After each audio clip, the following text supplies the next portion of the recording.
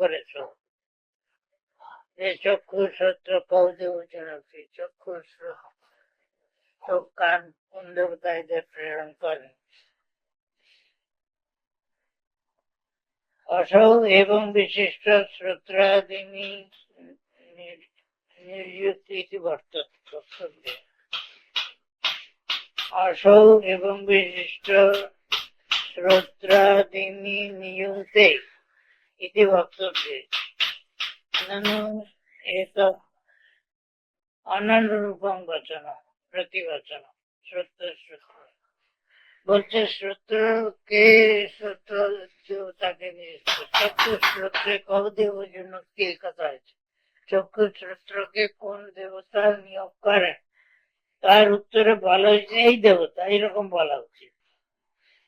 তা না বলে বলছে এই প্রকার শ্রোত্রাদির, এই প্রকার কোন শক্তি কোন দেবতা শ্রোত্রাদিকে নিয়োগ করেন, এইরকম বলা উত্তর উচিত ছিল, এরকম উত্তর দেওয়া। তা না হয় বলা হলো যে শ্রোত্র শ্রোত্র, এ তো প্রশ্নের মতো উত্তর হলো। চক্ষু শ্রোত্রে কৌদেব জনকী, কে কোন দেবতা প্রেরণ করেন, তার উত্তরে বলে এই দেবতা প্রেরণ করেন। তা না বলে বলা হলো কি না চক্ষে চক্ষু শ্রোত্রে শ্রোত্র, এইরকম বলা হতো। এইরকম তো উত্তর হওয়ার কথা না। প্রশ্ন কি, কোন দেবতা চক্ষু শ্রোত্রকে প্রেরণ করেন, এই তো প্রশ্ন। তাহলে তার বলা উচিত যে এই দেবতা অমুক দেবতা চক্ষু শ্রোত্রকে প্রেরণ করে। তা না বলে আর এরকম করে শ্রোত্র, এরকম তো উত্তর তো অনুরূপ, প্রশ্নের মতো উত্তর হলো না। হ্যাঁ করে থাকবে, বুঝতে পারছো, প্রশ্নের অনুরূপ উত্তর হলো না। ধান মানতে শিখিয়েছি ব্যক্তি কোন দেবতা চক্ষু শ্রোত্রে প্রেরণ করেন, তাহলে যে শ্রোত্রের শ্রোত্র মনের মনে কি বলা হলো কিছু, বলে এরকম করে উত্তর কেন দিই। তো বলছে না, উত্তর প্রশ্নের অনুরূপ এই যে দোষ বলা হলো, সেই দোষ গায়ে নেই। কেন নৈশ দোষ, কেন দোষ অন্যতা বিশেষ অনুগমান, তার অন্য প্রকারে যে তার লক্ষণ জানা যাবে না। তার কোন রূপ গুণ যদি থাকতো দেবতা, তাহলে করতো। জাতি গুণ ক্রিয়ার দ্বারা বস্তুকে প্রকাশ করা যায়। সত্যের নিয়ন্তা যে তাকে কোন জাতি গুণ ক্রিয়ার দ্বারা প্রকাশ করা যায় না, কাজে এইভাবেই তাকে বলতে হয়, অন্য রূপে বলা যায়।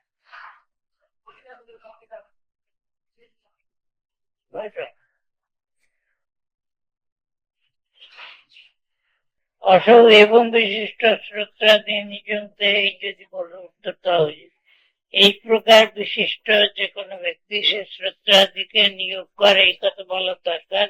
তা না হয়ে বললেন শ্রোত্র শ্রোত্র, এই যে বললে উল্টো করে উত্তর দিলে এই দোষ, অর্থাৎ প্রশ্নের অনুরূপ উত্তর, এই দোষ এখানে হচ্ছে। কেন দোষ অন্যথা বিশেষ নবমান, অন্য প্রকার তার কোনো বিশেষ নেই বলে, অন্য প্রকারে তাকে বর্ণনা করা যায় না সেই দেবতার, কাজেই বলা হচ্ছে, এইভাবে বলা হচ্ছে। সে যদি কোনো গুণ বিশিষ্ট হতো, তাহলে সেই গুণের বর্ণনা করে দেওয়া যায়। তার তো কোনো গুণ নেই, হ্যাঁ, কোনো গুণ নেই তার কপালে, কোনো গুণ নেই, আর কি করে বলা হয়। যদি শ্রোত্রাদি ব্যাপার ব্যতিরিক্তেন সব ব্যাপারেণ বিশিষ্ট ক্ষেত্রাদি নিয়োক্তা, চোখটা আমার আর চলছে, মনে হচ্ছে এই চশমাটি কাটছে। শ্রোত্রাদি নিয়োক্তা অবগম্যত গাত্রাদি প্রয়োক্তৃবৎ তদেব অনুরূপং প্রতিবচনং স্যাৎ।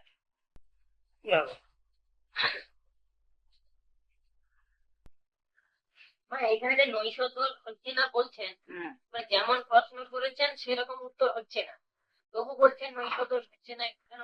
এই জন্য হচ্ছে না যে বললে যে চক্ষুয়াদি নিয়ন্ত্রণ আছে, তার যদি অন্য কোনো বিশেষণ থাকতো সেই রকম বিশেষণ দিয়ে বলে দেওয়া যেত যে এই রকম দেহ, কিন্তু তার তো অন্য কোনো বিশেষণ নেই। আমি জানি না বলবো, জানি না নয়, এটাই তার স্বরূপ। সর্ববিশেষ রহিত হলো তার স্বরূপ। জানি না নয়, এটাই জানি, সর্ববিশেষ রহিত তার স্বরূপ। কাজে এইরকম করে বলতে হবে, তাকে অন্য রূপে বলা যায় না।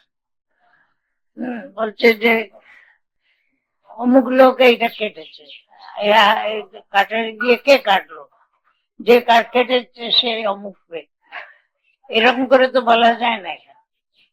ব্রহ্ম যে তার কোনো ব্যক্তিত্ব নেই, তার কোনো সীমা নেই, তার কোনো গুণ নেই, তার কোনো জাতি নেই, তার কোনো ক্রিয়া নেই, তাই তাকে কি দিয়ে বলবে? কোন বস্তুকে উল্লেখ করতে হলে তার জাতি গুণ ক্রিয়া দিয়ে উল্লেখ করতে, এখানে তার জাতি গুণ ক্রিয়া সর্বগুণ রাহিত্য যা, সর্ববিশেষ রাহিত্য যা, তাকে আর কি করে বলবো? কাজে তুমি বলছো এরকম করে বলা উচিত ছিল, তা বলা যায় না সেরকম। এবং বিশিষ্ট দেবতা এবং গুণ বিশিষ্ট দেবতা তিনি হলেন চক্ষুয়াদি নিয়োগকর্তা, এরকম করে বললে যে হয়, তার কোনো গুণ নেই, কাজে এবং বিশিষ্ট কি করে বলবে? এই হল ভাব। যে ঘোড়াটা গরুটা এইরকম করে বলো, সেটা সেখানে স্বীকার করছেন যে এরকম করে বলা যায় না, তাহলে জানি না বলা হলো না, এইটাই হলো তার সাথে। তুমি যেরকম করে বলতে চাচ্ছ সেরকম করে তাকে বলা যায়, যেরকম করে তুমি শুনতে চাচ্ছ সেরকম করে তাকে বলা যায়। যদি শ্রোত্রাদি ব্যাপার ব্যতিরেক্তেন সদ্ব্যাপারেণ বিশিষ্ট শ্রোত্রাদি নিরুক্তা অবগম্যেত তত্রাদি প্রযুক্তিবৎ তদা ইদং অননুরূপং প্রতিবচনং স্যাৎ। বলছেন যদি শ্রোত্রাদি ব্যাপার ছাড়া অন্য কোন তার নিজের ব্যাপার থাকে, সেই ব্যাপার বিশিষ্ট ব্যক্তি সে শ্রোত্রাদির নিযোক্তা এই বলে যদি জানা যেত, যেমন কুঠার কাটারি তার প্রভৃতি প্রয়োগকর্তা যেমন সে অমুক ব্যক্তি, দেবদত্ত ব্যক্তি, তার এইরকম রূপ এইরকম গুণ, তাহলে বলা যেত। সেরকম তো নেই। তাহলে প্রশ্নটি অননুরূপ হতো, উত্তরটি প্রশ্নের অননুরূপ হতো। তাহলেই উত্তরটি প্রশ্নের অননুরূপ হতো। নতুন শ্রোত্রাদিনং প্রযুক্ত সব ব্যাপার বিশিষ্ট লবিত্রাদিবৎ অধিগম্য। এখানে এই যে শ্রোত্রাদির প্রেরিত আছে, সে নিজের অন্য ব্যাপার বিশিষ্ট হয়ে, সে যেমন সেদন কর্তার মতো যদি থাকতো, সে তাহলে বলো সেরকম কাকে পাওয়া যায় না। এখানে শ্রোতাদের প্রেরিতাকে অন্য কোনো গুণ বিশিষ্ট ব্যক্তি রূপে পাওয়া যায় না, কাজেই এইভাবে শ্রোত্র বলে বলা হয়।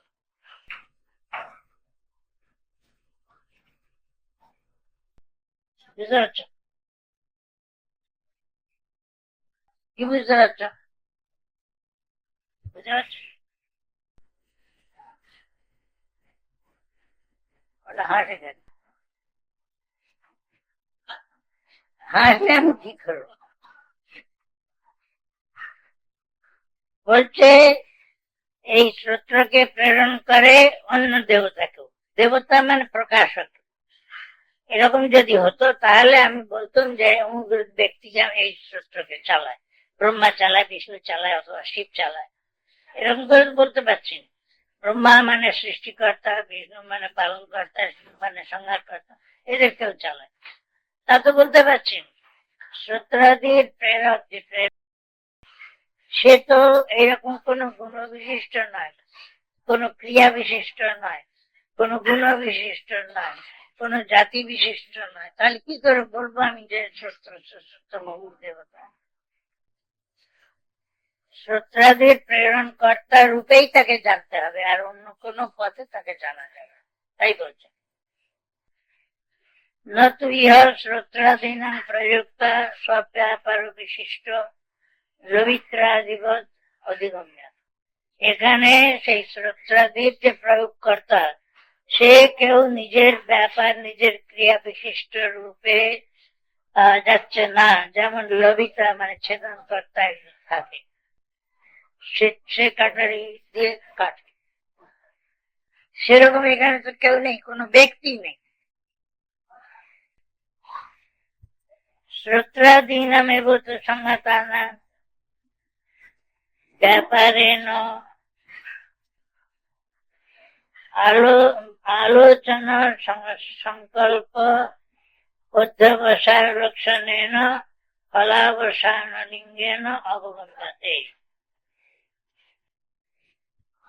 শ্রোত্রাদি যে তারা সংহত হয়ে মিলিত হয়ে ব্যাপারেণ ব্যাপার, তাদের ব্যাপার কি না আলোচনা সংকল্প অধ্যবসায় রূপ যে ব্যাপার, সেই ব্যাপার হয়েছে এইরূপ ফল হয়েছে যেখানে শেষ, সে তার দ্বারা তাকে ব্যাপার মানে বলে যে ব্যাপার করার মানে হচ্ছে আমি কাটছি, আমার মাঝখানে একটা ব্যাপার আছে। হ্যাঁ, চেষ্টা, ব্যাপার চেষ্টা মানে ব্যাপার ওই ফল আর কর্তা এর মাঝখানে মধ্যবর্তী কাটারি দিয়ে আমি কাটছি, তাহলে কি হলো, আমার সেই চেষ্টা করে আমাকে ছেদন করতে হচ্ছে। এই হলো এই ব্যাপার মানে মধ্যবর্তী একটা অবস্থা, মধ্যবর্তী একটা অবস্থা আছে।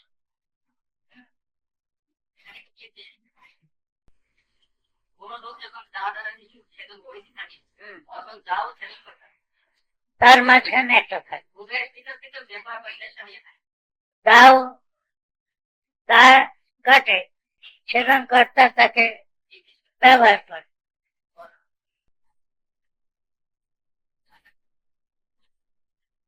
ওটা তার ব্যাপারটার একটা লক্ষণ আছে, ব্যাপারটা হলো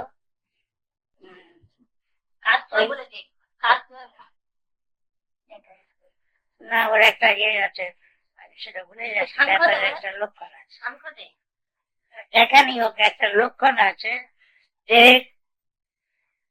কর্তা আর ফল তার মাঝখানে একটা যে চেষ্টা, তাকে ব্যাপার কর্তা তৎকর্তৃত্বে সুখী একটা কর্তা রয়েছে, তার একটা ব্যাপার ক্রিয়া রয়েছে, তার দ্বারা ফল হচ্ছে, এই মাঝখানে একটা ব্যাপার থাকে।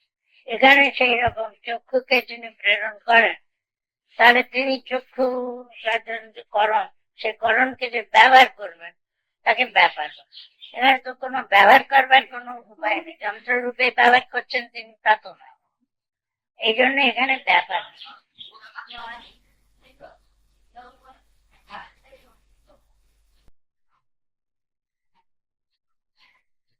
ওই কর্তা আর তার কর্ম, তার মাঝখানে একটা ব্যবধান আছে, সেটাকে ব্যাপার। চেষ্টা হলো একটা ব্যাপার।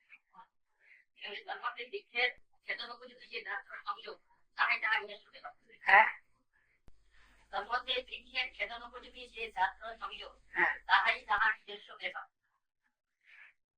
কার নিজস্ব ব্যাপার?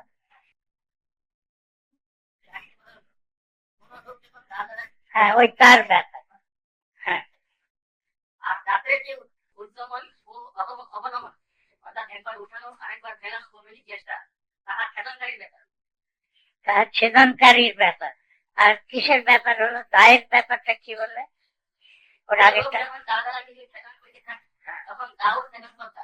হ্যাঁ, উভয়ের চিতল চিতল ব্যাপার বা চেষ্টা দিয়ে থাকে। হ্যাঁ, তার মধ্যে বিশেষ ছেদন প্রতি হ্যাঁ, সেটা হলো সেটা হলো তার ওই দায়ের ব্যাপার। আর তাতে যে উদ্যোগের অবলম্বন অর্থাৎ একবার উদ্যোগ আমার ফেরার পক্ষে আসা তার সেখানকারই ব্যাপার না। এখানে যেরূপ পৃথক পৃথক ব্যাপার সৃষ্ট হয় এবং সেই ব্যাপার দ্বারা সেখানকারীরও বিশেষ পরিচয় প্রদান করা সম্ভব হয়, রঙের সেরূপ ব্যাপার দ্বারা পরিচয় প্রদান সম্ভব নয়। কারণ সত্যাদি ব্যাপার ছাড়া তাহার কোনোই ব্যাপার থাকা যায় না। শ্রদ্ধাদির ব্যাপার ছাড়া তার নিজের ব্যাপার কিছু নেই, নিজের চেষ্টা কিছু নেই। ব্যাপার যেখানে শুধু অতপ্রকার উত্তর দেওয়া সম্ভব হয় না।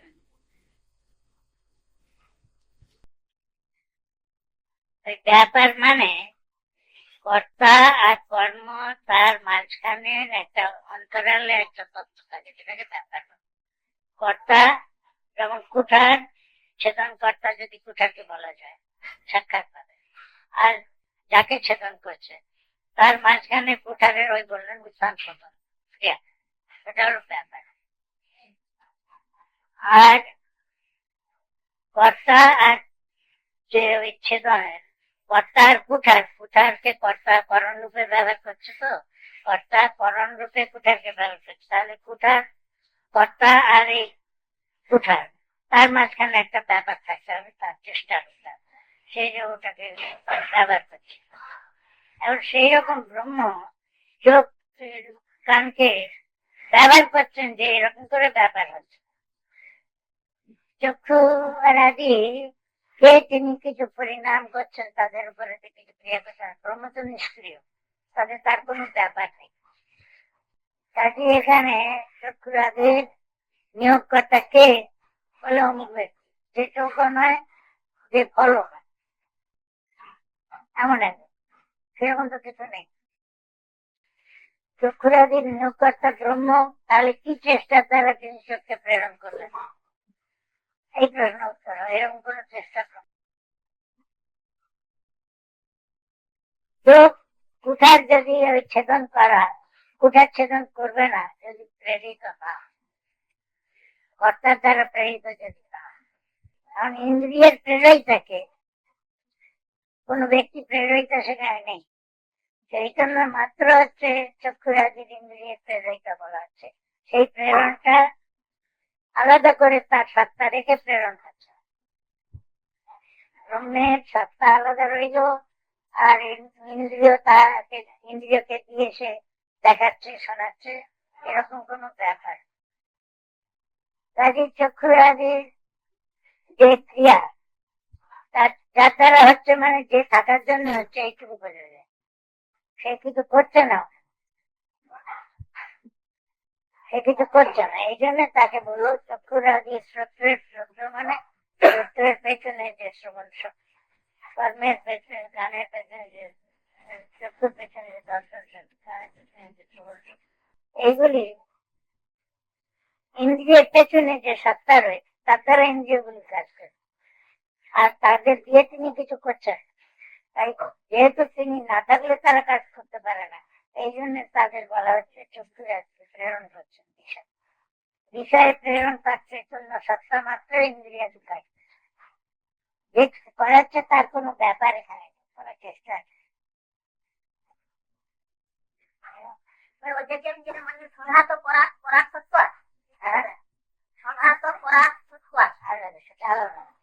সংঘাত সে নিজে করে, সংঘাত যে কাজ করে তার ফল কাজ, সংঘাতের নিজের ফল না, সংঘাত অপরিত। দৃষ্টান্ত হচ্ছে, যেমন একটা জায়গায় একটা বাড়ি আসবাব রয়েছে, সব দেখলেই মনে হবে যে এর মালিক আরেক। কেন না, বাড়িটা সে যারা সমবেত হয়েছে, বাড়ি আসবাব এসব সমবেত হয়েছে যারা তার নিজের জন্য, অপর কারোর জন্য।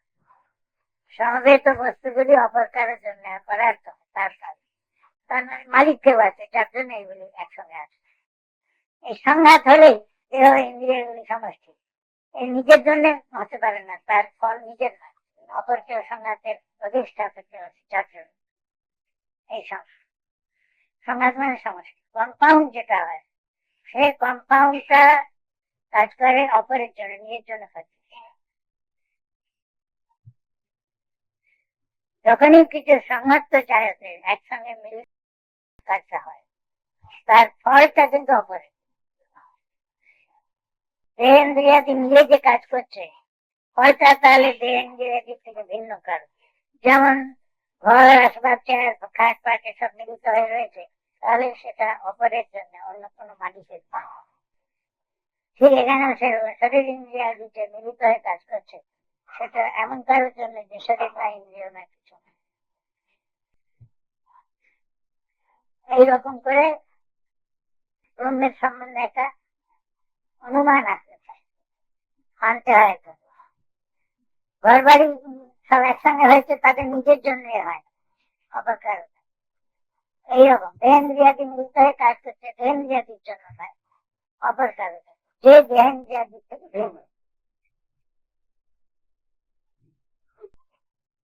ওই সংখ্যের দৃষ্টান্ত প্রকৃতি কাজ করছে, প্রকৃতি নিজের জন্য নয়, তার অতিরিক্ত যে পুরুষ তার জন্য।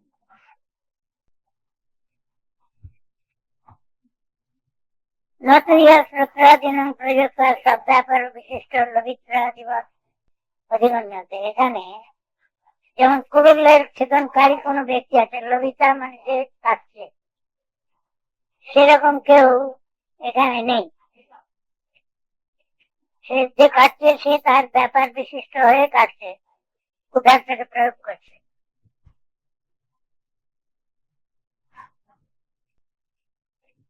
এখানে সেই রকম কেউ যে শ্রোত্রাদিকে প্রয়োগ করছে।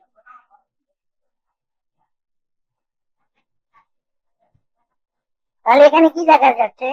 শ্রোত্রাদি নামের সংহতানাং ব্যাপার আলোচনা সংকল্প অধ্যবসায় লক্ষণেন ফলাবসান লিঙ্গেন অবস্থাতে। শ্রোত্রাদিকেই দেখা যাচ্ছে তারাই সংহত হয়ে তাদেরই ব্যাপার আলোচনা সংকল্প অধ্যবসায় রূপ যে ফল হয়েছে অবসান, তারই অবসান রূপে কর্ম, তার দ্বারা অবগম্য। ইহা শ্রোত্রাদি নাম প্রযোক্তা কেউ নেই। শ্রোত্রাদির প্রযোক্তা যে তার অন্য ব্যাপার বিশিষ্ট, নিজের ব্যাপার বিশিষ্ট, যেমন ছেদন কর্তা যেরকম থাকে সেরকম এখানে কেউ নেই দেখা যাচ্ছে। কিন্তু দেখা যাচ্ছে কি শ্রোত্রাদি নামেও তো সংহতানাং ব্যাপারেন ব্যাপার, তাদের শ্রোত্রাদির যে ব্যাপার মিলিত হয়ে তারা যে চেষ্টা করছে, কি চেষ্টা? আলোচনা সংকল্প অধ্যবসায়ের চেষ্টা করছে, তার দ্বারা ফলাবসান নিয়ে না, যা জানা যাচ্ছে ফলেতে অবসান পরিণাম হওয়ার ছেদন ক্রিয়া যেমন ভালো ফলেতে পরিণাম দ্বিখণ্ডীকরণ, সেই রকম এখানে শ্রোত্রাদির শব্দের উপলব্ধি, এই ফল এই হয়েছে যেখানে শেষ, সেই রকম ক্রিয়া কি দেখা যাচ্ছে? শ্রোত্রাদিরই দেখা। এখন এই যে ফল হলো শ্রবণ রূপ ক্রিয়ার ফল হলো অস্থি শ্রোত্রাদির অসংহত তৎপ্রয়োজন প্রযুক্ত শ্রোত্রাদি কলাপ গৃহাধিপতিকে সংগঠন করার শ্রোত্রাদি প্রযুক্ত। এখন শ্রোত্রাদির প্রযুক্ত আমরা অনুমানের দ্বারা পাচ্ছি। কিরকম করে পাচ্ছি? যেমন ঘর বাড়ি মিলিত হয়ে একটা সমষ্টি হয়েছে, সেই সমষ্টিটা কেউ স্বামী থাকায়, কেউ অধিষ্ঠাত মালিক থাকায় এটা হয়েছে, অনুমান করা যায় তার মালিক। এইরকম দেহেন্দ্রিয়াদি তার ব্যাপার বিশিষ্ট হয়ে কাজ করছে, সে নিজের জন্য হতে পারে না, সংহত বলে, সমষ্টি বলে। এই জন্য তার পেছনে কেউ অসংহত কোন তত্ত্ব আছে যার জন্য এরা কাজ করছে। সংহত হয়ে যখন কাজ করে তখন সংহতি নিজের জন্য করে না, অপরের জন্য, যে সংহত নয় কাজ। ঘর বাড়ি এখানে সমবেত হয়েছে নিজের জন্য, ঘর ঘরের জন্য নয়, বাড়ির জন্য, চেয়ারের জন্য নয়, এর পেছনে কোনো মালিক আছে যার জন্য এই সংহত হয়ে থাকে। এখানেও সেই রকম দেহেন্দ্রিয়াদি সংহত হয়ে যে কাজ করছে, তা এর পেছনে কেউ আছে যে অসংহত, তার জন্য কাজ। এইভাবে এই সংহতির কাজ থেকে এর পেছনে কোনো অসংহত প্রয়োগটা অনুমান করা যায়। এইভাবে বলছি দেহেন্দ্রিয়াদি যে কাজ করছে তাহলে এরই কাছে হবে না, দেহেন্দ্রিয়াদি নিজেরাই হবে না, তাহলে একটা মিলিত তারা কাজ করতে পারে। তার পেছনে কোনো যে দেহেন্দ্রিয়াদির সঙ্গে সম্মত নয় এমন কেউ কাজ করা যায়। সে হলো এই সূত্র বল করছি। শ্রোত্রাদির সঙ্গে যে এক হয় তার সঙ্গে যে মিলে যায় তার থেকে ভিন্ন অনুমানের দ্বারা আমরা পাচ্ছি। সম্মিলিত যারা কাজ করছে তারা অপরের জন্য, সেই অপরটি হলো এটার অতিরিক্ত। যে মালিক সে ঘর নয়, সে চেয়ার নয়, সে বেঞ্চি নয়, সে খাট নয়, সে হলো এটার অতিরিক্ত। কাজে আমরা এই ইংরেজির ব্যাপার দেখে তার পেছনে ইংরেজি থেকে ভিন্ন কোন সদস্য কল্পনা করি। এই হলো প্রশ্নের উত্তর। যে ইংরেজি থেকে ভিন্ন অসংগত।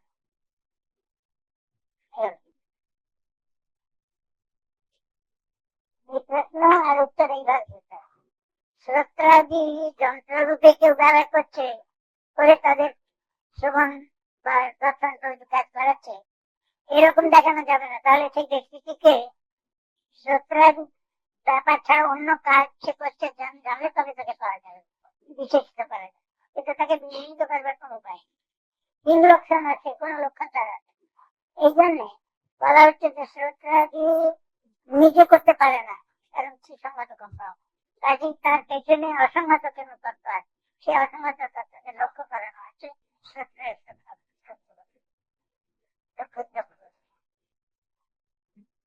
যে তত্ত্ব থাকায় চক্ষু তার কাজ করছে, যে তত্ত্ব না থাকলে চক্ষু কাজ করতে পারে না। কুঠার শুধু নিজে করতে পারে না, তার পেছনে একজন ছেদন কর্তা থাকা দরকার। কিন্তু আমাদের কুঠারের সঙ্গে ছেদন কর্তার যেমন সম্বন্ধ, এরকম এখানে চোখের পেছনে কোনো অন্য সম্বন্ধ দেখছি না, যে এটাকে নাড়াচাড়া করতে চাও, যার ব্যাপারে তার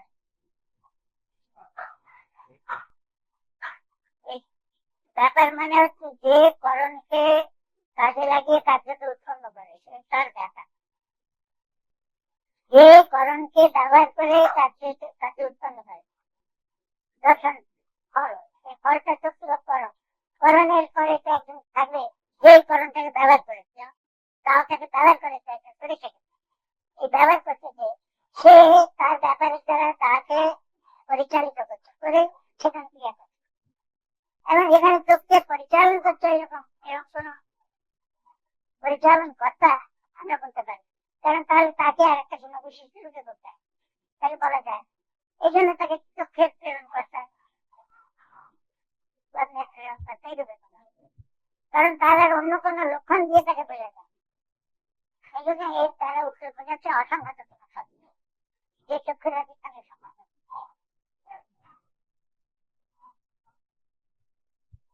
ব্যাপার মানে হচ্ছে কর্তা তার ব্যাপারের দ্বারা করণকে ব্যবহার করে কার্যকে উৎপন্ন করে।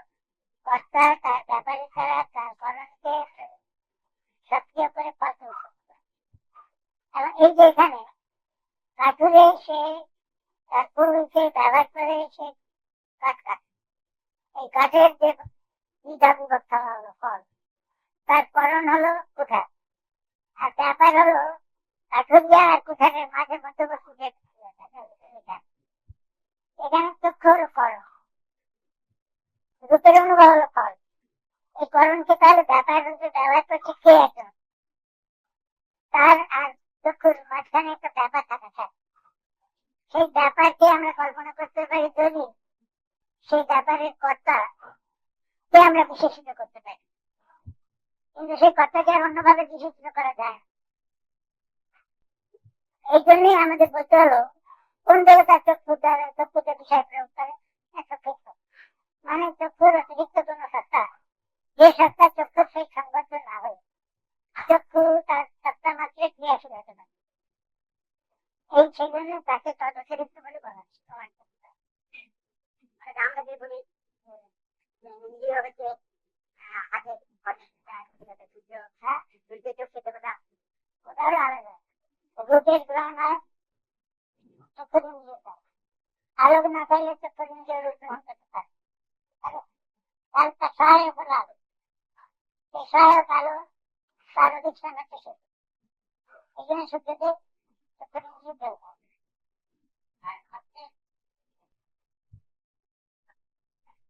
ওখানে ইন্দ্র বলে যে তিনি হাতকে ব্যাপার বিশিষ্ট করছে, হাতকে তিনি চালাচ্ছে। এখানে তো ওই যেমন চক্ষুকে যেমন রূপে দিয়ে দেখাচ্ছে, সেখানে ইন্দ্রকে বলে দেবতাদের অধিষ্ঠান। অর্থাৎ ব্যবহার করে কাজ করছে। সেজন কর্তা হলো রাগ, সেজন ক্রিয়ার ফল হলো যে যা কাটছে সে খায়, একটা কি খন্ড করে সেটা হলো ফল। আর কুরুটা হলো তার কর্ম। এই যে কর্তা করণকে যে ব্যবহার করে ফল উৎপন্ন করছে, কর্তা যে ব্যাপারমান হয়ে ফল ক্রিয়াকরণের দ্বারা ফল উৎপন্ন করে, এই ব্যাপার হলো মাঝে শক্তিযুক্ত শ্রোত্রের শ্রোত্র প্রতি।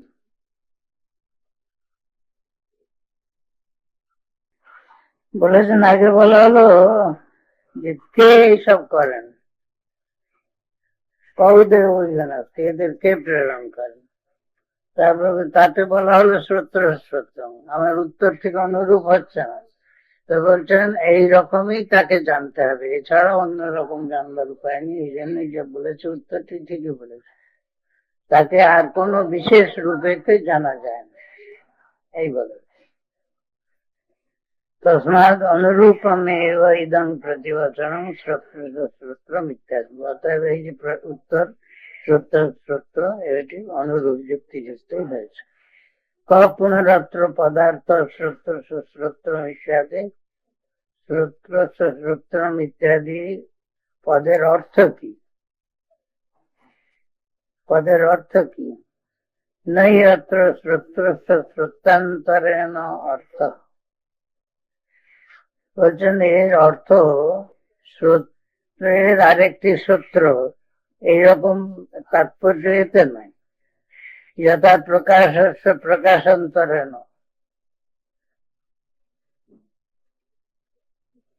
যেমন একটি প্রকাশের অন্য একটি প্রকাশক, একটি প্রকাশের প্রকাশক অন্য একটি প্রকাশ, এরকম যেমন হয় না। বলে না, এসব অয়মর্থ পদার্থ।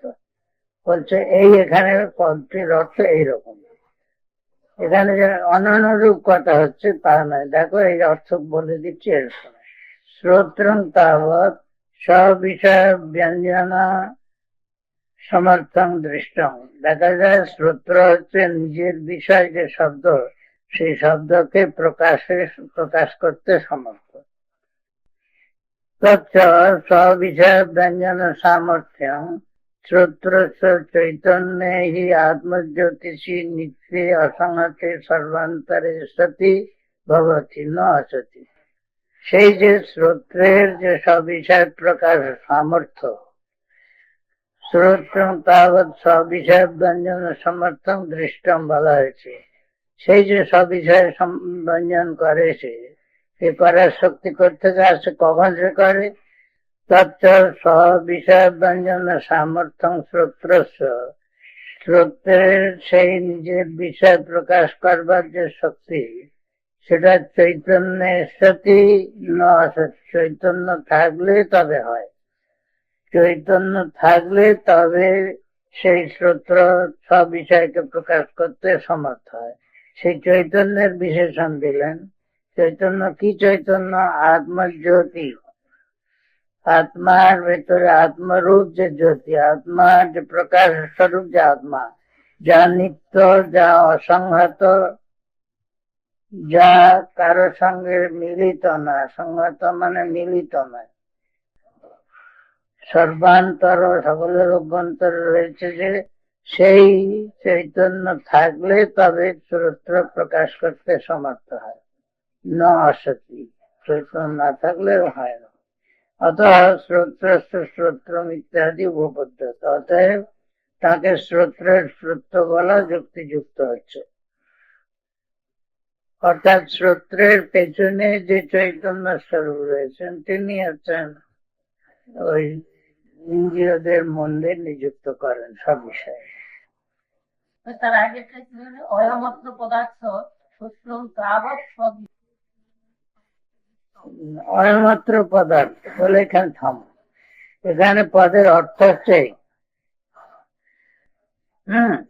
কি না, শ্রোত্রং তাবৎ সবিষয় ব্যঞ্জন সমর্থং দৃষ্টম। শ্রোত্রকে এখানে দেখো এইভাবে, শ্রোত্রকে নিজের বিষয় প্রকাশ করতে সমর্থ বলে দেখা যায়। সেই বিষয়ের সামর্থ্য কখন হয় তার? যখন চৈতন্য থাকে তখন হয়।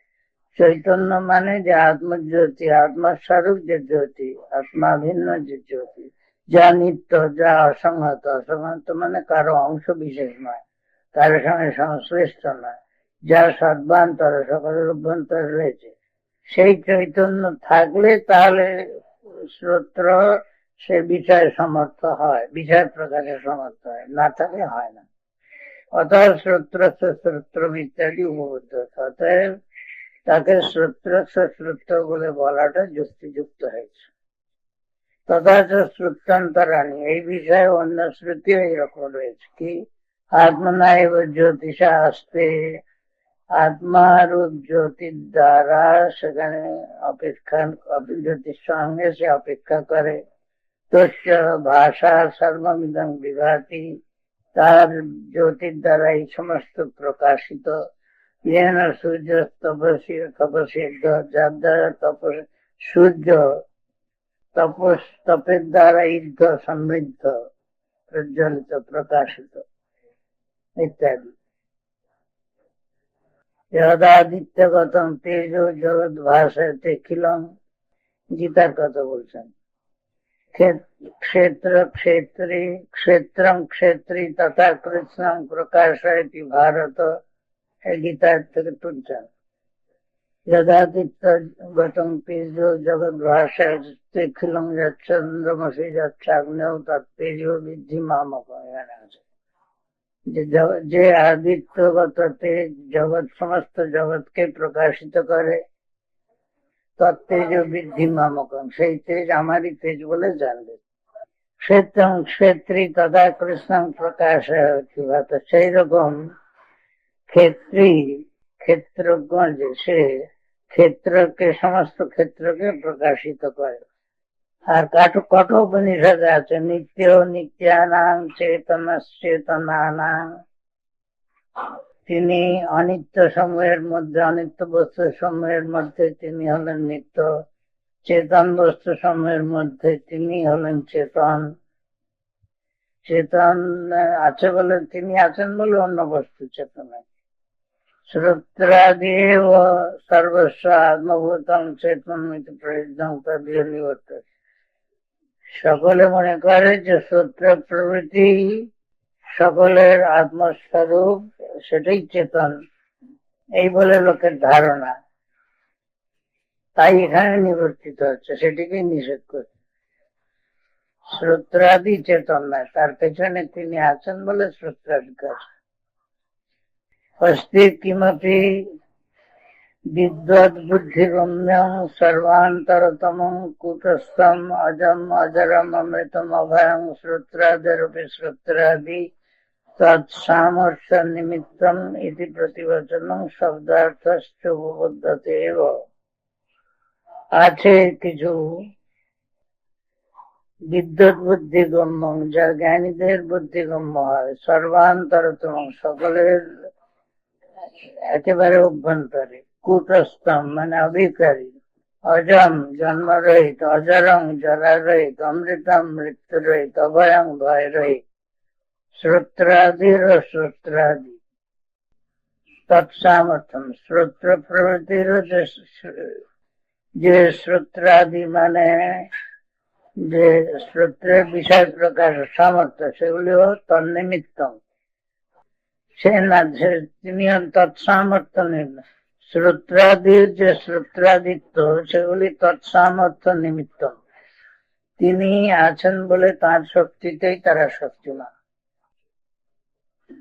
ইতি প্রতিবচন শব্দার্থস্য উপপদ্যতে, এই প্রকার উত্তর এবং শব্দের অর্থ এখানে উপপন্ন হচ্ছে। অর্থাৎ এই যে উত্তর বলেছে সেই উত্তর যথার্থ হয়েছে এবং উত্তরের অর্থ এখানে এইভাবে প্রতিপন্ন হচ্ছে। তথা মনস অন্তঃকরণস্য মন, যেমন শ্রোত্রের শ্রোত্র, মনস মনোজত, মন অর্থাৎ অন্তঃকরণ, তার মন। নই অন্তঃকরণম অন্তরেণ চৈতন্য জ্যোতিষা দীপিতম, স্ববিষয় সংকল্প অধ্যবসায় আদি সমর্থংসাত বলছেন অন্তঃকরণ চৈতন্যের দ্বারা উদ্ভাসিত না হলে নিজের বিষয় যে সংকল্প অধ্যবসায় প্রবৃত্তি, অধ্যবসায় মানে নিশ্চয় প্রবৃত্তি করতে পারে না, তার দ্বারা প্রকাশিত না হলে তারা সকার্য করতে পারে না। তসমান মনসপি মনায় অতএব ইনি মনেরও মন। ইহ বুদ্ধি মনসী একই কৃষ্ণ নির্দেশ মনসাইতি। মনের কথা বললেন, বুদ্ধির কথা বললেন না, তাই বলছেন মন ও বুদ্ধিকে এক করে এখানে বলা হলো মন শব্দ, অন্তঃকরণকে বলা হলো। তদ্বাচো বাচং यत् शब्दो यस्मादर्थे श्रुत्रादीनि सर्वे संबद्ध। यत् শব্দটি যস্মাৎ বোঝাচ্ছে, যৎ যস্মাৎ বাচো বাচং, যেহেতু তিনি বাক্যেরও বাক্য, এই যৎ শব্দটি যস্মাৎ অর্থে।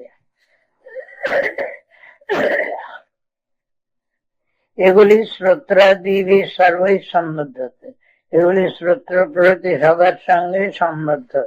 যে যস্মাৎ শ্রোত্রম যস্মাৎ মনসো মনো যস্মাৎ বাচো বাচং যস্মাৎ প্রাণস্য প্রাণ যস্মাৎ চক্ষুষ চক্ষু, এগুলি সব এই যৎ শব্দ যস্মাৎ অর্থে।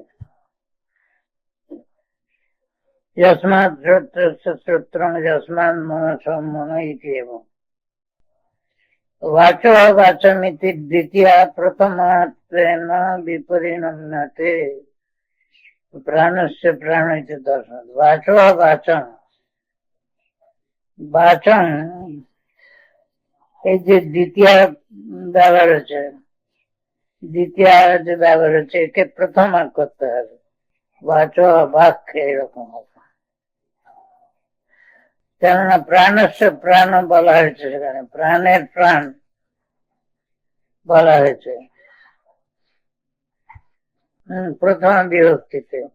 এখানে সেই রকম বাচস্য বাচন না করে বাচস্য বাক্য হবে, প্রথম বিভক্তি হবে। তারপরে প্রশ্ন করছে বাচা হি বাচা বাচো वाचन अनुरोधेन प्राणस्य प्राणमिति कस्मात् द्वितीय न क्रियते। বলে তুমি প্রাণস্য প্রাণ যেখানে আছে সেখানে দ্বিতীয় বিভক্তি করো, বাচস্য বাচং, বাচো বাচং বলছে এখানে, তার জন্য বলে বাচং বলছে দ্বিতীয় বিভক্তি, ওই আগের সঙ্গে তুলনা করে এটাও প্রথম বিভক্তি করতে চাচ্ছেন না করে আগেরটাকেও দ্বিতীয় বিভক্তি করো না, একই কথা। এখানে দ্বিতীয় আছে বলে ওখানে প্রথম আছে বলে এখানে দ্বিতীয় করলো, এখানে দ্বিতীয় আছে বলে ওখানে প্রথম করো, দ্বিতীয় করো না কেন? তা বলছেন না, তা হতে পারে না। কেন? বহু নাম অনুরোধ